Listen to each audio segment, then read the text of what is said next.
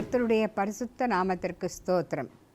அன்பான தேவனுடைய பிள்ளைகளே, இன்றும் அதிசயம் டிவியின் எக்கால துணி என்ற நிகழ்ச்சிக்கு உங்களை இயேசுவின் நாமத்தில் வரவழைக்கிறேன். கர்த்தர் உங்கள் ஒவ்வொருவரையும் ஆசீர்வதித்து வழி நடத்துவாராக. ஜெபிப்போம்.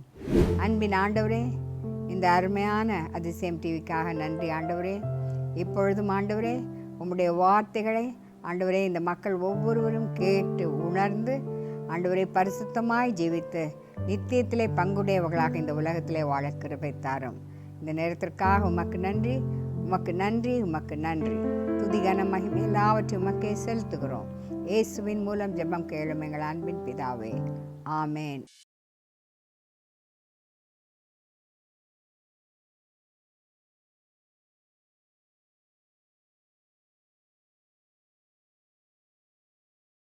இன்றும் கர்த்தர் உங்களுக்கு கொடுக்கிற வாக்குத்தத்தம், யாக்கோபும் என்னும் பூச்சியே பயப்படாதே, நான் உனக்கு துணை நிற்கிறேன், உன்னை காக்கும்படிக்கு நான் உன்னுடனே கூட இருக்கிறேன்.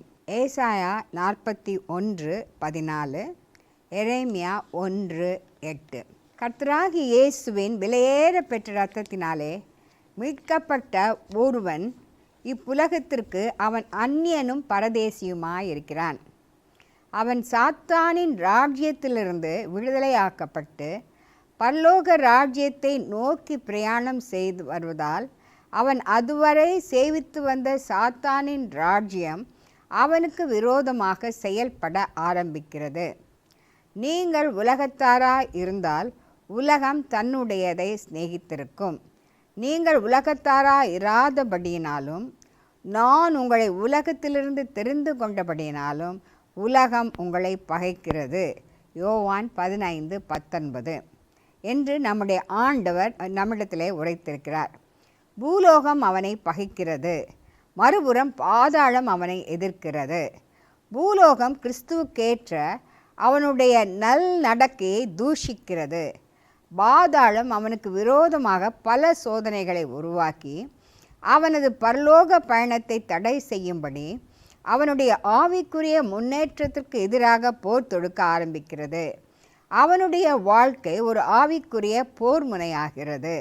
இந்த நிலையில் அவன் தன்னை இருளின் அதிகாரத்தினின்று தம்முடைய ஆச்சரியமான ஒளியினிடத்திற்கு வரவழைத்த தன் ஆண்டவரை தவிர இந்த பூவுலகத்திலே தான் சார்ந்து கொள்ள வேறு ஒருவரும் இல்லை என்பதை அவருடைய சகாயமின்றி தன்னால் ஒரு அடியாலும் எடுத்து வைக்க முடியாது என்பதை நன்றாக உணர்கிறான்.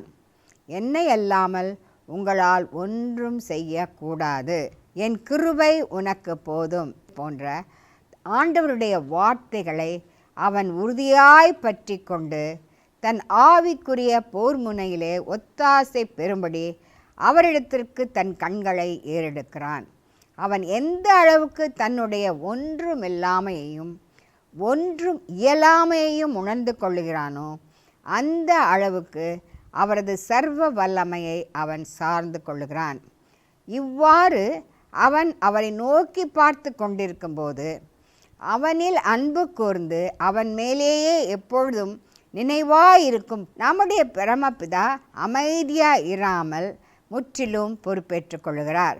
சீயோனின் நிமித்தமும் எருசலேமின் நிமித்தமும் நான் மௌனமாயிராமலும் அதன் நீதி பிரகாசத்தைப் போலவும் அதன் ரட்சிப்பு எரிகிற தீவட்டியைப் போலவும் வெளிப்படும் மட்டும் அமராமலும் இருப்பேன் என்று ஏசாயா 62:1 கூறுகிறார்.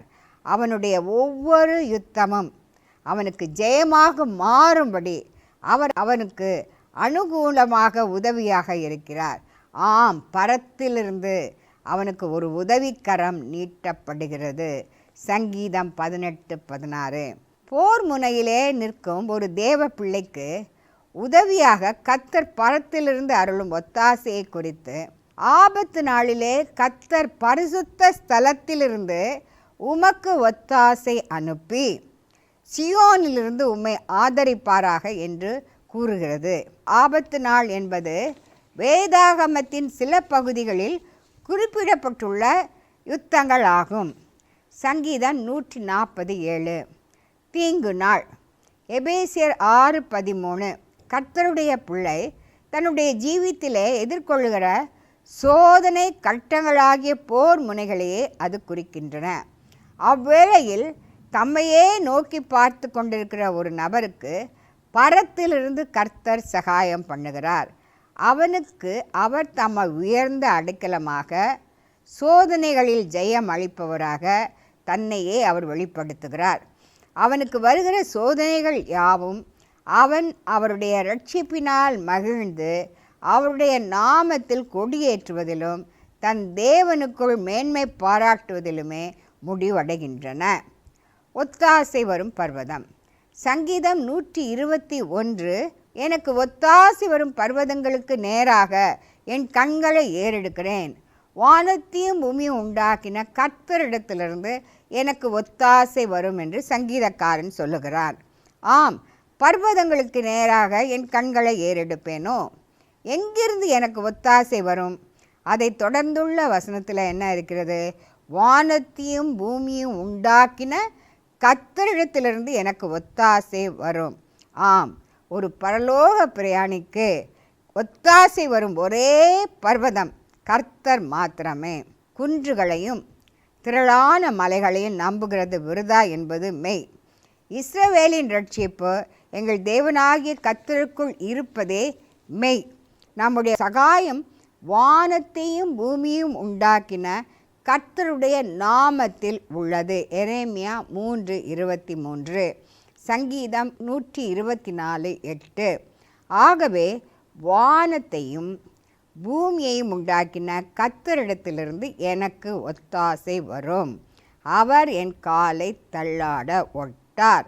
சங்கீதம் 121:2-3 என்ற நம்பிக்கையுடனும் ஆவலுடனும் அவரை சார்ந்து கொள்ளுகிற எந்த மனுஷனும் நிச்சயமாய் வெற்றி பெறுவான். ஏனென்றால் நன்மையான எந்த ஈவும் பரத்திலிருந்து உண்டாகி ஜோதிகளின் பிதாவினிடத்திலிருந்து இறங்கி வருகிறது.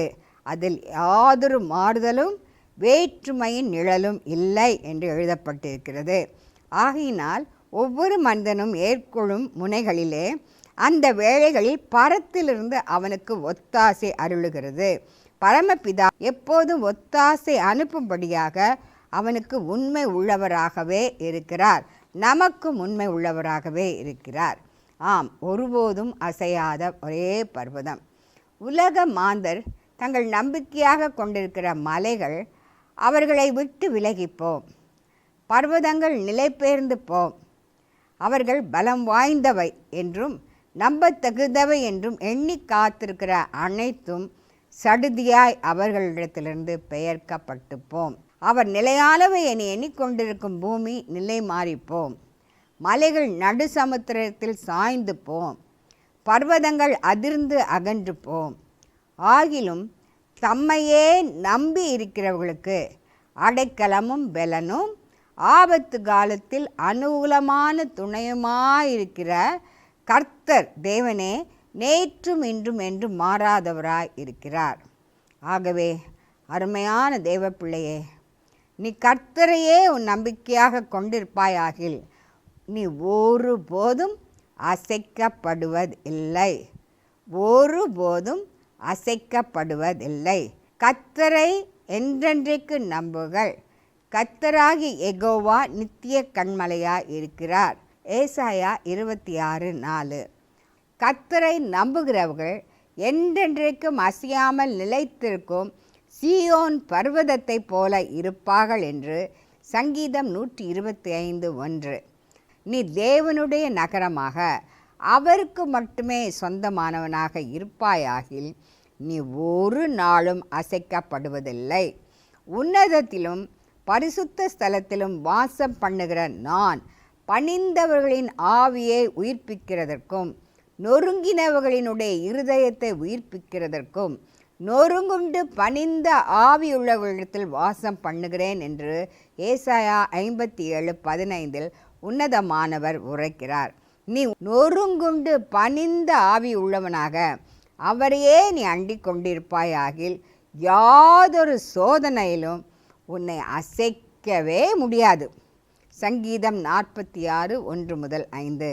நீ எதிர்கொள்ளும் போர் முனைகளில் உனக்காக அவர் செய்யும் கிரியைகள், உனக்கு விரோதமாக நாணேற்றப்படும் வில் ஒடிந்து போகும், எரியப்படும் ஈட்டி முறிந்து போகும், விரைந்தோடும் இரதங்கள் சுட்டெரிக்கப்படும். கர்த்தருடைய செய்கைகளை வந்து பாருங்கள் என்று எங்கும் அவரது செயல்களை குறித்து பறைசாற்றப்படும். நீங்கள் அமர்ந்திருந்து நானே தேவன் என்று அறிந்து கொள்ளுங்கள் என்று வாக்குத்தத்தம் பண்ணபடியே உனக்கு நம்பிக்கையாயிருக்கிற தேவன் உனக்காக செய்யும் காரியங்கள் மிகவும் பயங்கரமாயிருக்கும். சங்கீதம் 46:8 முதல் 10, சங்கீதம் 65:5. ஆம், கர்த்தருடைய அருமையான பிள்ளைகளே, நீங்கள் எதற்கும் பயப்பட தேவையில்லை.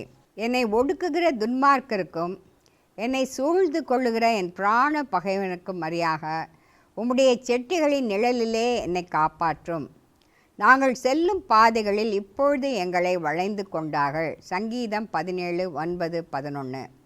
மரணக்கட்டுகள் எங்களை சுற்றி கொண்டது, துர்ச்சன பகாகம் எங்களை பயப்படுத்தினது, பாதாள கட்டுகள் எங்களை சூழ்ந்து கொண்டது, மரண கண்ணிகள் என்மேல் விழுந்தது. சங்கீதம் 18:4-5. அநேகம் காளைகள் என்னை சூழ்ந்திருக்கிறது, பாசான் தேசத்து பலத்த எருகள் என்னை வளைந்து கொண்டது, நாய்கள் என்னை சூழ்ந்து கொண்டிருக்கிறது, பொல்லாதவர்களின் கூட்டம் என்னை வளைந்து கொண்டது.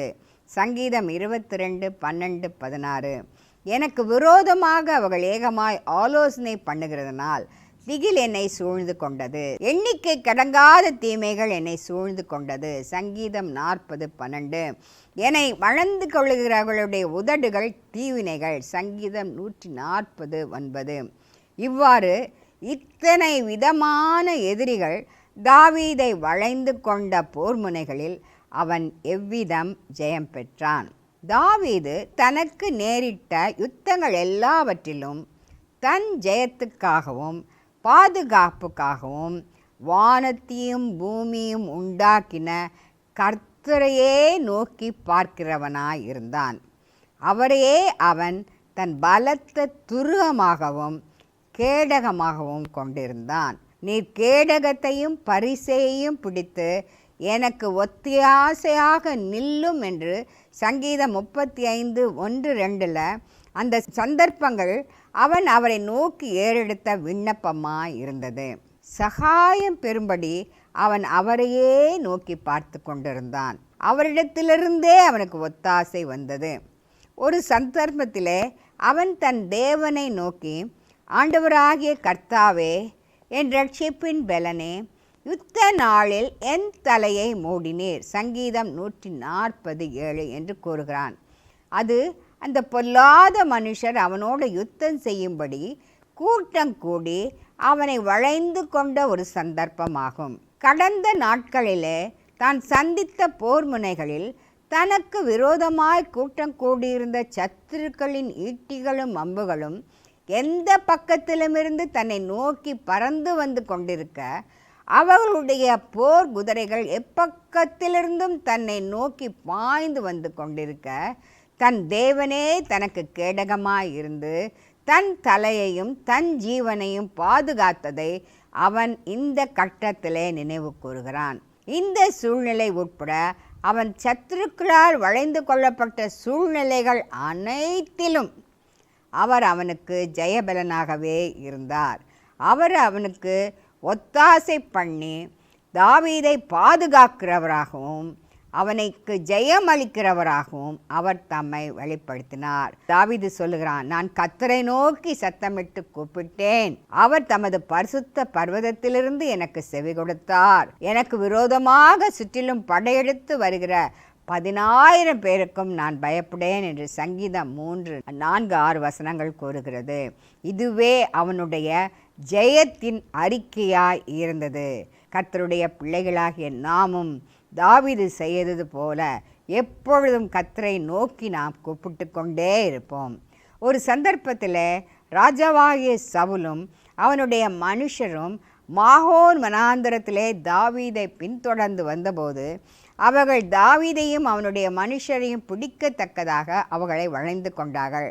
அந்த சமயத்தில் ஒரு ஆள் சவுலிடத்தில் வந்து, நீர் சீக்கிரமாய் வாரும், பெலிஸ்தேர் தேசத்தின் மேல் படையெடுத்து வந்திருக்கிறார்கள் என்று உரைக்கவே அவன் தாவீதை பின்தொடர்வதை விட்டுவிட்டு பெலிஸ்தரை எதிர்நோக்கும்படி போனான். 1 சாமுவேல் 23:25-28.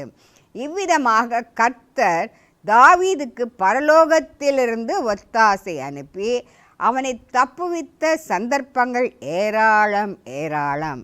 சில வேளைகளிலே பலவிதமான சோதனைகளும் தீய வல்லமைகளும் எப்பக்கத்திலும் அவனை வளைந்து கொண்டிருக்கின்றன. ஏனென்றால் சத்ரு அவனுடைய பிள்ளைகளை அவன் விட்டு விடுவான். ஆனால் கர்த்தருடைய பிள்ளைகளிடத்திலே தான் அவனுக்கு போர் உண்டு. எப்படியாவது அவளோடு சண்டை போட்டு அவர்களை ஏதாவது பண்ணி தன்னிடமாக இழுத்து கொள்ள வேண்டும் என்பதுதான் அந்த பிசாசினுடைய நோக்கம். அந்த வேளைகளிலே பரமபிதாவானவர் ஒத்தாசை அனுப்புகிறார். அருமையான தேவ பிள்ளையே, பலவிதமான சோதனைகளும் தீய வல்லமைகளும் உன்னை வளைந்து கொண்டிருக்க நீ அவற்றின் மத்தியிலே தனியே அகப்பட்டு கொண்டிருப்பதாக உணர்கிறாயா? கலங்காதே. நீ உன்னை தாழ்த்தி உத்தம இருதயத்தோடு உன் வழிகளை கர்த்தருக்கு நேராக்கி எனக்கு ஒத்தாசை வரும் ஒரே பர்வதமாகி அவரிடத்திற்கே உன் கண்களை ஏறெடுப்பாயாக. அப்பொழுது கர்த்தரிடத்திலிருந்தே உனக்கு ஒத்தாசை வரும். அவர் உன் காலை தள்ளாட விட்டார். உன்னை காக்கிறவர் உறங்கார். பரத்திலிருந்து அவர் உனக்கு அருளும் பாதுகாப்பும் ஜெயமும் ஆச்சரியமாயிருக்கும், கிரகிக்க கூடாதவையாயும் இருக்கும். உன்னை வளைந்து கொண்டிருக்கும் அந்த தீய வல்லமைகள் ஒன்று உன்னை நெருங்கி வராதபடிக்கு சர்வ வல்லமையுள்ள தேவன் தாமே உன்னை சூழ அக்கினி மதிலாக நின்று உன்னை காப்பாற்றுவார். அவர் சொல்லுகிறார் சகரியா 2:5-7, நான் அதற்கு சுற்றிலும் அக்கினி மதிலாயிருந்து அதன் நடுவிலே மகிமையாயிருப்பேன். ஆம், உன் மனக்கண்களை ஏறெடுத்துப்பார். உன்னை வளைந்து கொண்டு உன்னை நெருங்கி வருகிற எத்தனிக்கிற சத்ருவின் வல்லமைகளுக்கும் உனக்கும் இடையே இதோ ஒரு அக்கினி மதில் நிற்கிறது என்பதை உணர்ந்து கொள். பர்வதங்கள் எருசலேமை சுற்றி இருக்கிறா போல கர்த்தர் இது முதல் என்றென்றைக்கும் தம்முடைய ஜனத்தை சுற்றிலும் இருக்கிறார். சங்கீதம் 125:2 என்று எழுதப்பட்டுள்ளதே.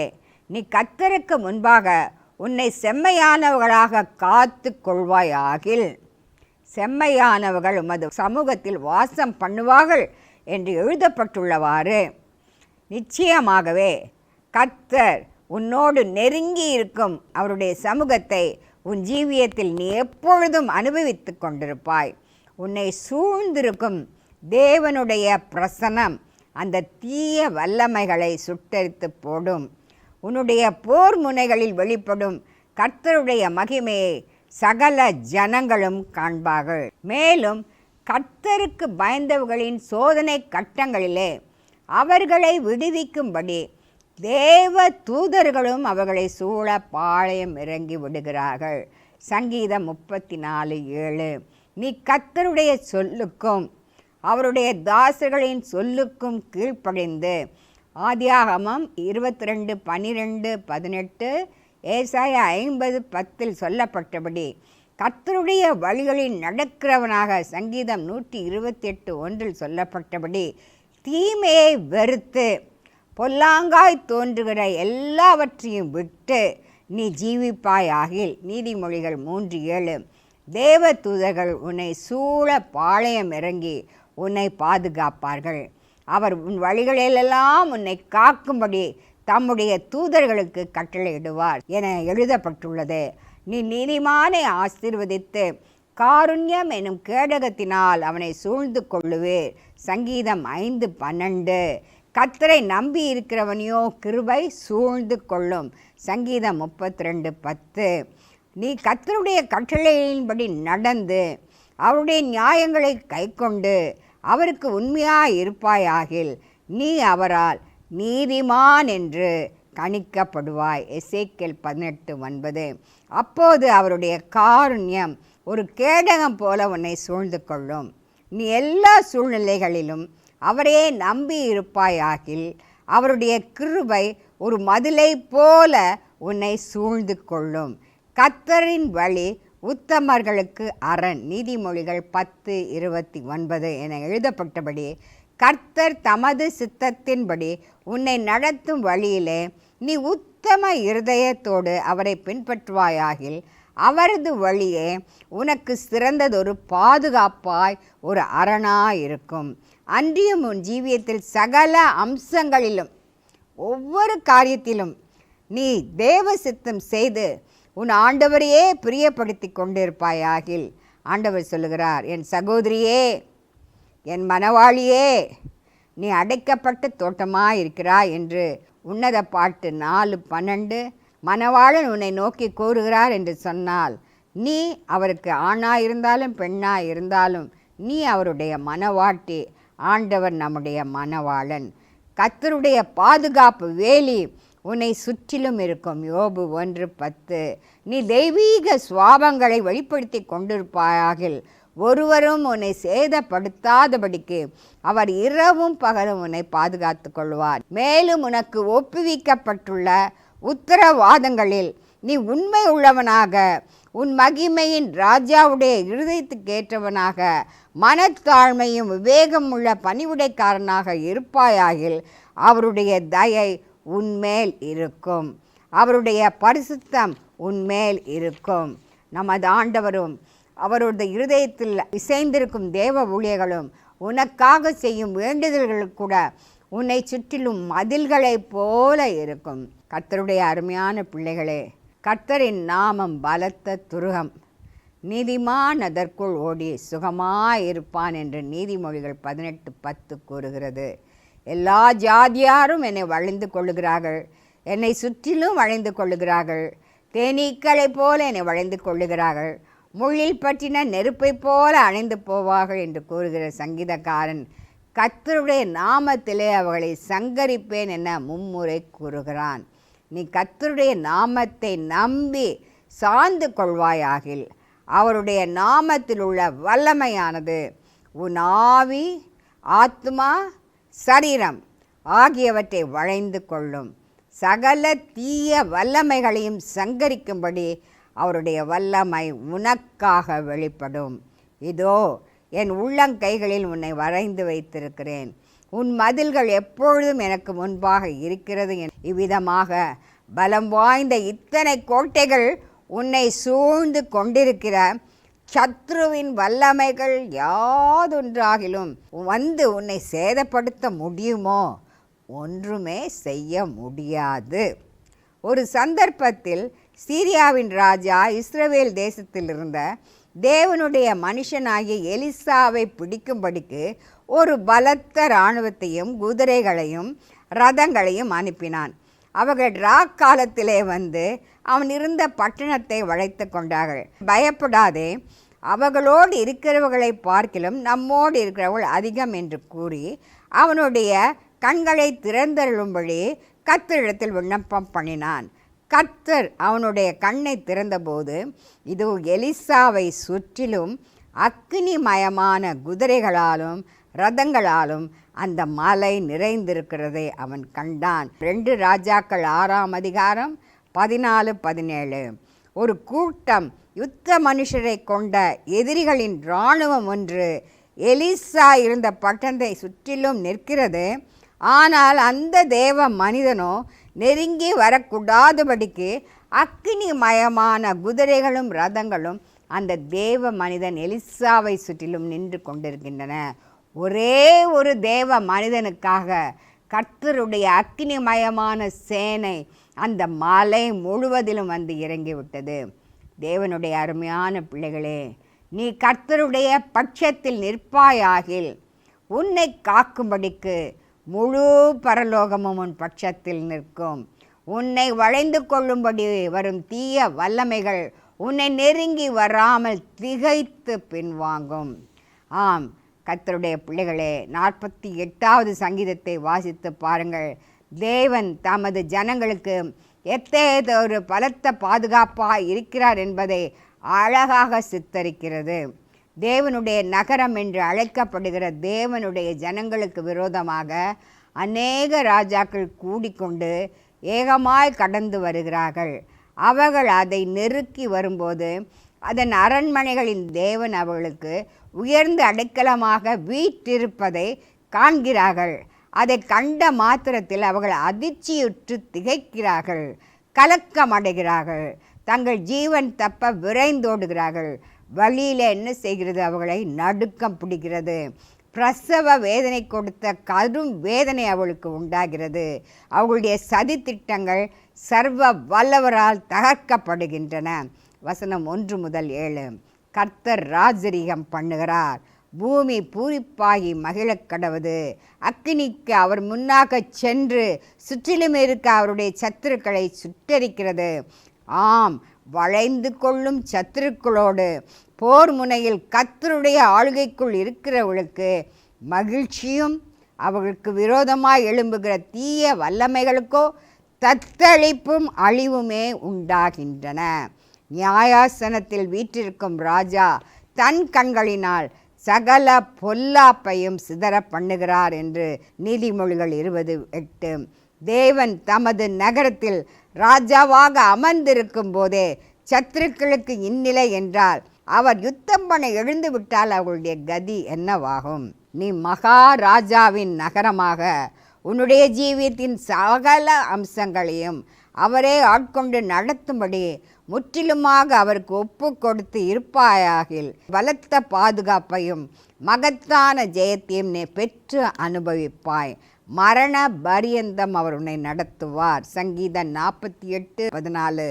தீய வல்லமைகள் உன்னை ஒன்றும் தொட முடியாது. ஏனென்றால் அவர் சொல்லுகிறார், உன்னை தொடுகிறவன் என் கண்மணியை தொடுகிறான். சகரியா 2:8. ஆகினால் அருமையான தேவனுடைய பிள்ளையே, கண்மலையின் வெடிப்புகளுக்குள்ளும் தங்கிற புறாவானது பலவீனமான ஒரு பறவையாக இருப்பினும் அதை சூழ்ந்திருக்கும் அந்த கண்மலையானது அதற்கு ஒரு பலத்த கோட்டையாக இருக்கிறது. அது ஒரு பலமான ஒரு கண்மலை. அவ்வாறே சத்துவமற்ற ஜந்துவாக இருந்தும் தன் வீட்டை கண்மலையிலே தூண்டி வைக்கும் குழி முசல் அதற்குள் சுகமாய் தங்கியிருக்கின்ற உன்னத பாட்டுகள் 2:14, நீதிமொழிகள் 30:26. உனக்கு ஒத்தாசி வரும் பர்வதமாகிய கர்த்தருக்குள் நீ தஞ்சம் புகுந்து கொள்வாயாகில் அவர் தாமே அசைக்கப்பட முடியாததும் பலம் வாய்ந்ததுமான கோட்டையாக உன்னை சுற்றிலும் இருப்பார். அவர் உன்னை எல்லா தீங்குக்கும் விலங்கி காப்பார். சங்கீதம் 71:3, சங்கீதம் 121:7. தீமை உன்னை அணுகுவதே இல்லை. ஆகினால் யாக்கோபு என்னும் பூச்சியே, பயப்படாதே, நான் உனக்கு துணை நிற்கிறேன், உன்னை காக்கும்படிக்கு நான் உன்னுடனே கூட இருக்கிறேன் என்று கர்த்தர் உங்கள் ஒவ்வொருவரையும் பார்த்து சொல்லுகிறார். ஏசாயா 41:14, எரேமியா 1:8. நிச்சயமாகவே முழுவதுமாக அவரையே நம்பி ஜீவிக்கும் பிள்ளைகளே, உலகத்தில் எத்தனை தீய வல்லமைகள் நம்மை நோக்கி வந்தாலும் நம்மோடு இருக்கும் கர்த்தர் நம்மை காத்து வழி நடத்துவார். பயப்படாதே, திடமனதாயிரு, பயப்படாதே. ஜெபிப்போம். அன்பின் ஆண்டவரே, இந்த அருமையான நேரத்திற்காக உமக்கு நன்றி அப்பா. நாங்கள் எந்த சூழ்நிலையிலும் பயப்பட தேவையே இல்லை ராஜா. ஆனால் ஒன்று மாத்திரம் நிச்சயம், 100% முழுவதுமாக உம்முடைய பிள்ளைகளாக நாங்கள் வாழ வேண்டும் அப்பா. ஆம் ஆண்டவரே, ஒரு விதத்திலும் குறைவு வராதபடிக்கு உம்மையே நோக்கி பார்த்து உம்முடைய வார்த்தைகளை கைக்கொண்டு உமக்கு பிரியமான பிள்ளைகளாய் நாங்கள் ஜீவித்தால் மாத்திரம்தான் எங்களுக்கு முழுமையான பாதுகாப்பு கிடைக்கும் ராஜா. அவ்விதமான வாழ்க்கையை நாங்கள் வாழும்படியாக எங்கள் ஒவ்வொருவருக்கும் கிருபை பாராட்டும்படியாக நீரே எங்களுக்கு துணை செய்யும். நீர் அப்படி துணை செய்கிறதற்காக உமக்கு நன்றி, உமக்கு நன்றி, உமக்கு நன்றி. துதி கன மகிமை யாவற்றையும் உமக்கே செலுத்துகிறோம். இயேசுவின் மூலம் ஜெபம் கேளும் எங்கள் அன்பின் பிதாவே, ஆமேன். ஹல்லேலூயா. கர்த்தர் உங்கள் ஒவ்வொருவரையும் ஆசீர்வதித்து வழி நடத்துவாராக. ஆமேன். நிகழ்ச்சியை குறித்த உங்களுடைய கருத்துக்கள் வரவேற்கப்படுகிறது. அவர் address: evangelist Priscilla Manoharan, voice of trumpet, Athisayam TV, number 64/2, Salem 2nd Street, Villivakkam, Chennai 600609. 049. Phone 7358586648.